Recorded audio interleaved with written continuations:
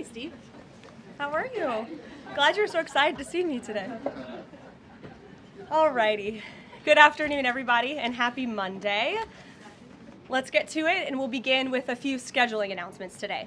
President Trump will be hosting the Canadian Prime Minister Mark Carney tomorrow for a working meeting here at the White House. On Thursday, the president will host his 8th cabinet meeting alongside his incredible team.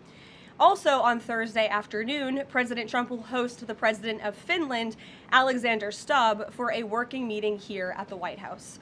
The president also wanted me to relay his congratulations to Japan for electing their next prime minister, a highly respected person who also happens to be the first female to hold the position for our great ally.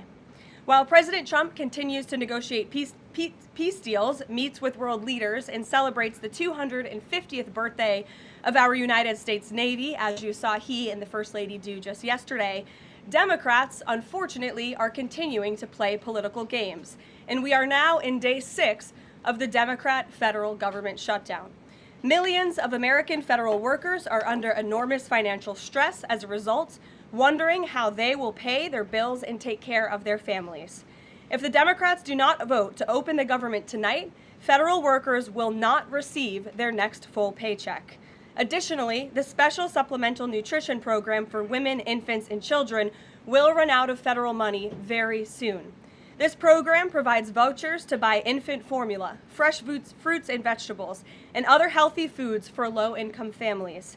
It can be easily fully funded if Democrats simply vote tonight to reopen the government. Also, our incredible military service members who risk their lives to preserve and defend our country are now working without pay and will miss their next paychecks if this Democrat shutdown does not end tonight. The Republican-backed clean and nonpartisan funding bill fully funds this important food aid program, gets our troops paid, and reopens the government. So all of this begs the question, what is the Democrat ongoing shutdown truly about? The sad truth, we believe, is that the Democrats intentionally shut down the government and are inflicting this pain on American citizens to try and demand free health care for illegal aliens. Of course, this is an indefensible and truly radical policy to be in favor of, let alone to use as the primary reason to shut down the United States government. So the Democrats and their allies are desperately lying about their true motivations. We have to set the record straight with the facts so the American people understand what's really at play here. House Republicans passed a clean and nonpartisan funding bill to keep the government open and ensure our troops and other hardworking Americans are paid. Every single House Democrat except one voted against this clean and nonpartisan funding bill. Senate Republicans have subsequently tried to pass this same clean funding bill 4 separate times, and they will do so again tonight. To fully pass it to be sent to the president's desk for signature, and the president is ready to sign this bill to reopen the government as soon as it is sent to his desk. Yet every single Senate Democrat except 3 have voted against this clean and nonpartisan funding bill. The Democrats' current position is that the only way the American government can reopen is if illegal aliens can get free health care. Don't take my word for it, just look at what's inside of the Democrats' proposal to reopen the government. Their funding proposal would result in nearly $200 billion spent on health care for illegal aliens and other non-citizens over the next decade. To put this in perspective, $200 billion is enough money to fund the entire children's health insurance program, which provides health insurance to low-income children and women. Under the Democrats' proposal, the millions of illegal aliens who improperly were granted asylum and paroled under the Biden administration would once again be allowed to receive Medicaid benefits. It does not end there. The Democrat proposal would also require Medicaid to pay more for emergency care provided to illegal aliens than it does for American patients who are disabled, elderly, or children. When someone shows you who they are, believe them. The Democrat Party has unfortunately closed our government, costing Americans their jobs, threatening our military readiness, harming our economy, and causing chaos, all to help the illegals who broke into our country. Instead of holding illegal aliens accountable and removing them from our country, which is what this administration is trying to do every day, the Democrats want to give them the free benefits paid for by the American taxpayer. Democrats in 2025 are for illegal aliens first and Americans last. This is the reality we are unfortunately facing right now in Washington, D.C. President Trump and Republicans will not give in to these radical demands. The president and Republicans have a sacred responsibility to serve and protect the interests of their constituents, the American people. That's why we are backing a clean and nonpartisan funding bill with no strings attached to reopen the government. Democrats should do what they did 13 separate times under Joe Biden and vote for this exact same type of funding bill. Now the Senate will vote tonight for the 5th time to reopen the government on the 6th day of this shutdown. All we need are an additional 5 Democrat senators to end this madness and vote for the clean funding bill to reopen the government. If you are an American watching at home right now, call your Democrat senators and tell them to do the right thing and end this shutdown. With that, I will take your questions. Here in our new media seat today, we have Elizabeth Mitchell from the Daily Signal. Elizabeth, thanks for being here, and please kick us off. Thank you for having me. I have 2 questions. First, President Trump told reporters yesterday that firings of federal employees are taking place right now. In which departments have people already been fired from their federal jobs due to the shutdown? The president was referring to the hundreds of thousands of federal workers who have been furloughed as a result of this federal government shutdown, both here at the White House and across the entire federal government, at agencies across the board. There are federal workers who are staying home. Many of them work in the White House. You know them. Some of them sit just behind me at those desks. They are unable to show up to work right now because the Democrats chose to shut the government down. And so we're already, unfortunately, seeing the consequence of this. And then, of course, the Office of Management and Budget is continuing to work with agencies on who, unfortunately, is going to have to be laid off if this shutdown continues. And Secretary Robert F. Kennedy Jr. said the FDA was required by federal law to approve the new abortion pill last week. Is the administration considering steps to undo this in light of requests from pro-life Congress members and organizations? I think Secretary Kennedy and the Department of Health and Human Services, as I addressed in the briefing last week, were following the law, and we will continue to do so. As I said last week as well, it's not an endorsement of this drug by any means. It's just a law that they were following. Jennifer. We heard you say that you want people to call their Democratic senators. Is the president calling Democratic senators himself? Can you say what he's doing today to resolve the shutdown? Yep, I was just in the Oval Office. He was on the phone with Speaker Johnson. He's also spoken with the Senate Majority Leader, who are in touch with, of course, moderate Democrats and Democrats across the board, who we understand hopefully want to do the right thing by their constituents to reopen the government. So the president is being kept very well apprised of the ongoing shutdown on Capitol Hill. And of course, his position is very clear. There's nothing to negotiate, just reopen the government, and then we can talk about all the important issues facing our country. So he hasn't called specific members of Congress? Not to my himself? knowledge, no. And then on the Affordable Care Act, is he willing to give more, to share more on what he'd like to negotiate on the Affordable Care Act later? Is he willing to say specifically what he would like and when? Look, the president is definitely committed to fixing and improving our healthcare system. You saw it again last week when he had one of the largest pharmaceutical companies in the world coming into the Oval Office and promising to lower drug prices by 200, 300, 100% in many cases for various types of drugs for American patients. That is a huge fix to a broken system that has been ripping off the American people for far too long. So the president's very committed to this. But right now, we need to reopen the federal government, and the president is remaining very firm in that position. Catherine. If the vote fails in the Senate today to reopen the government, would that trigger layoffs? Look, again, we hope that the vote will not fail because this administration wants to reopen the government. We don't want to see people laid off. But unfortunately, if this shutdown continues, layoffs are going to be an unfortunate consequence of that. Is there a timing for when that would happen? Well, look, we'll see how the vote goes tonight. And can you confirm, is the White House floating a proposal to cap Obamacare subsidies by denying them to new enrollees? I have not seen a proposal like that. Emily. Thanks, Caroline.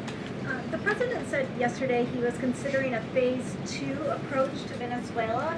Is the president considering U.S. boots on the ground or any kind of support of overthrowing Maduro? I won't get into any specific proposals that are being considered by the president and his national security team, but I think we've been pretty transparent and clear in the administration's view of the illegitimate Maduro regime, and the president has taken very unprecedented, tough action to end the illegal trafficking of illicit drugs into our country from Maduro's illegitimate regime.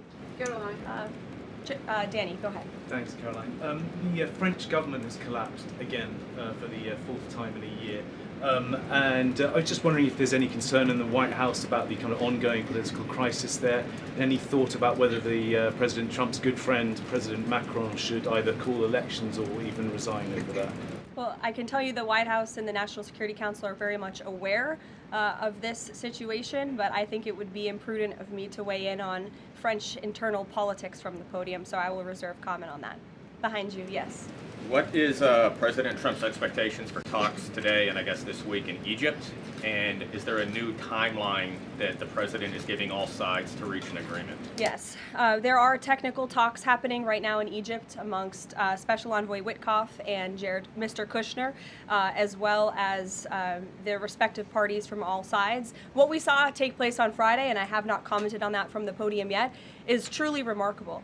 You've seen all sides of this conflict agree that this war needs to end and agree to the 20-point framework that President Trump proposed. It's an incredible achievement, and the administration is working very hard to move the ball forward as quickly as we can. The president wants to see a ceasefire. He wants to see the hostages released, and the technical teams are discussing that as we speak to ensure that the environment is perfect to release those hostages. They're going over the lists of both the Israeli hostages and also the political prisoners who will be released, and those talks are underway, and the president is very much on the ball and is being apprised of this situation. The president had given a Sunday evening deadline. Obviously, the negotiations have extended that, I imagine. What is that new deadline? Does the president have a time frame in mind to see this phase implemented?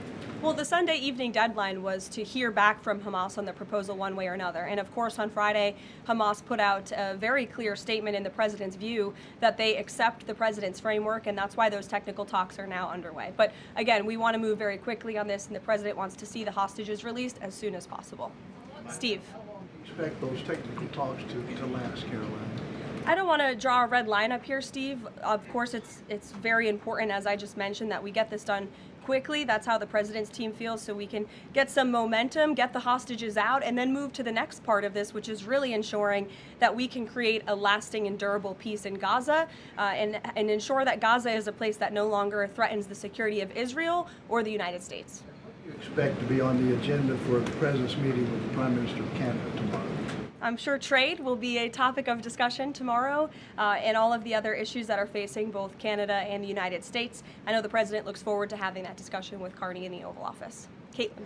Thanks, Caroline. I have two questions. On the layoff of federal workers, potentially, the president said yesterday that Democrats will be to blame if federal workers lose their jobs. Historically, though, in past shutdowns, workers have been furloughed, but they have not been laid off en masse. So wouldn't that be the president's call to lay people off? As I've said repeatedly, Caitlin, this conversation about layoffs would not be happening right now if the Democrats did not vote to shut the government down. And as I also said last briefing as well, we are $37 trillion in debt, and the government is not receiving any cash. So someone has to look at the balance sheet and be good stewards of the American taxpayer dollar. And layoffs are an unfortunate consequence of that. First term, for example. Well, as I'm telling you now, this administration is focusing on checking the balance sheet and ensuring we're doing the right thing by the American taxpayer. And again, these conversations about layoffs would not be happening in the White House today if not for the Democrat shutdown. And they have a choice to change that. They have another opportunity tonight to do the right thing to reopen the government.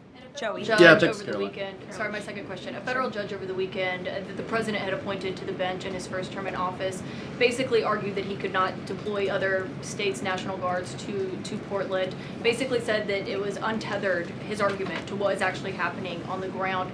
Which local officials in Portland have said that the National Guard is needed there?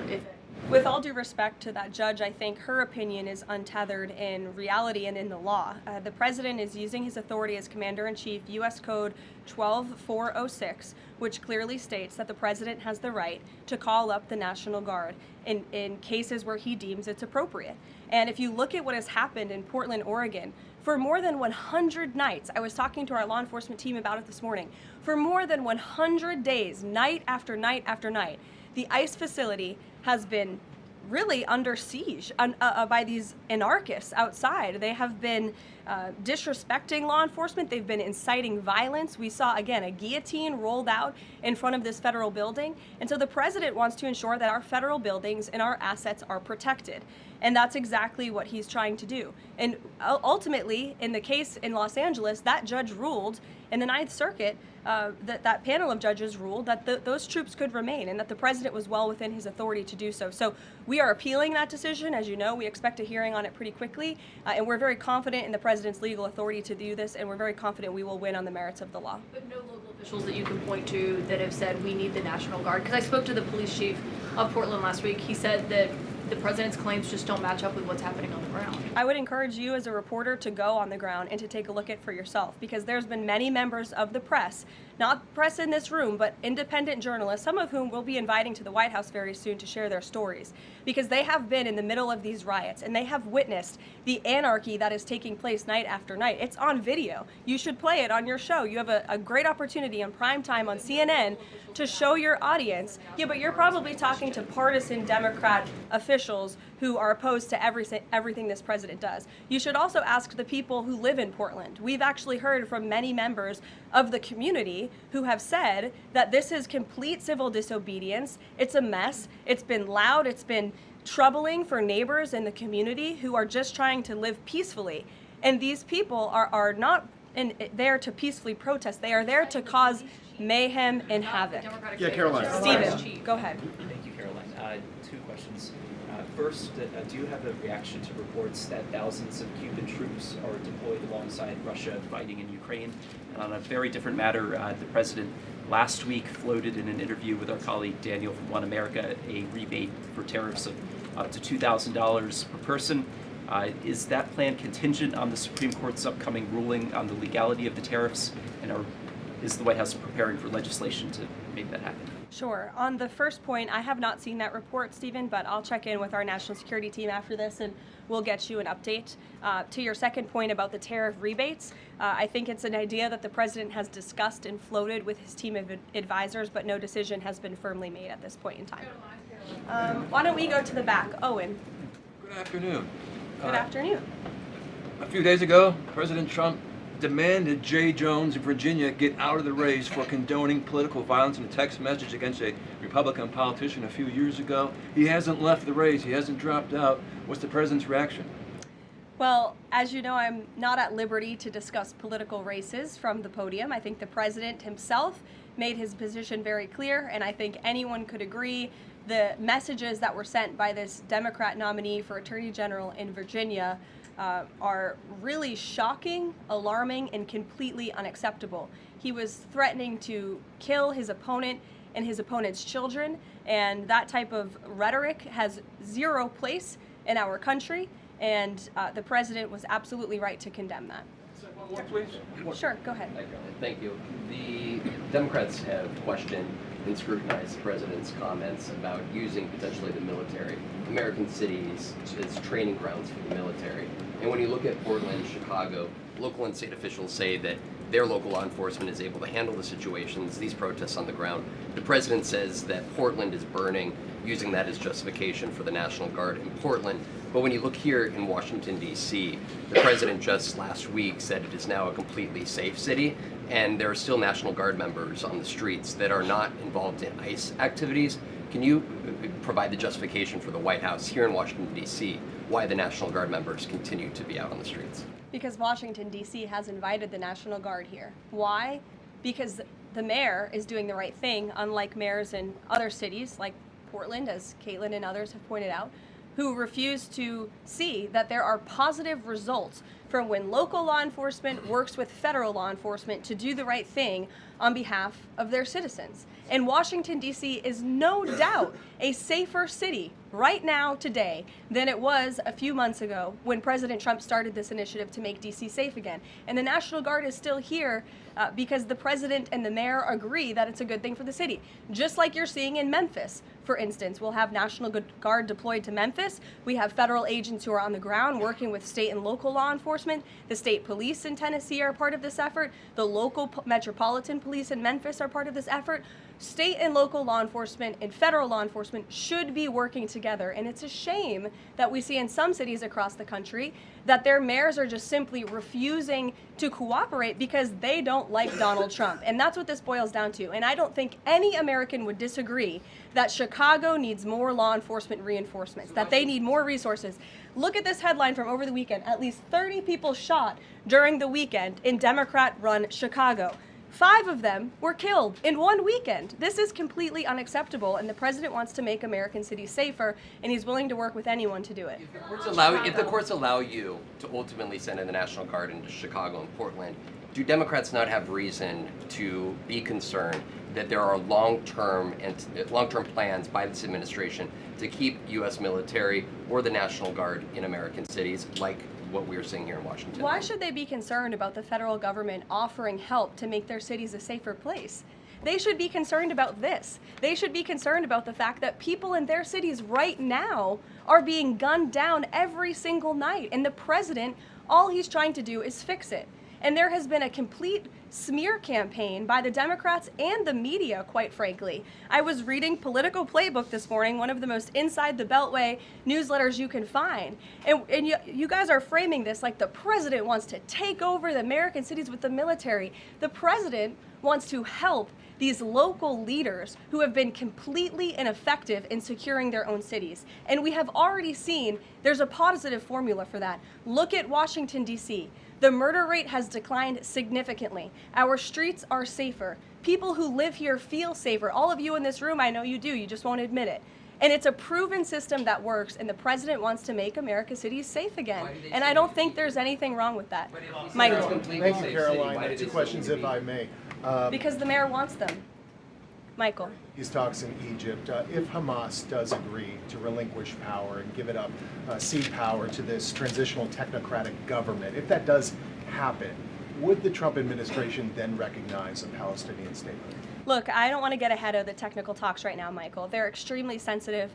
They're taking place, again, as we speak, and there's a lot of, there's many things to discuss, of course. This is hopefully, we expect and we hope going to be one of the greatest peace deals this world has ever seen. And the Trump administration is working diligently and working very hard to get there. And as I said, Friday, all terms agreed. We have the Arab countries who are working with us. Of course, Israel has been incredible in cooperating with the president's plan and agreeing to it. And we're very hopeful, and we expect that to continue. Carolyn, you tweeted about this over the weekend. Thank you.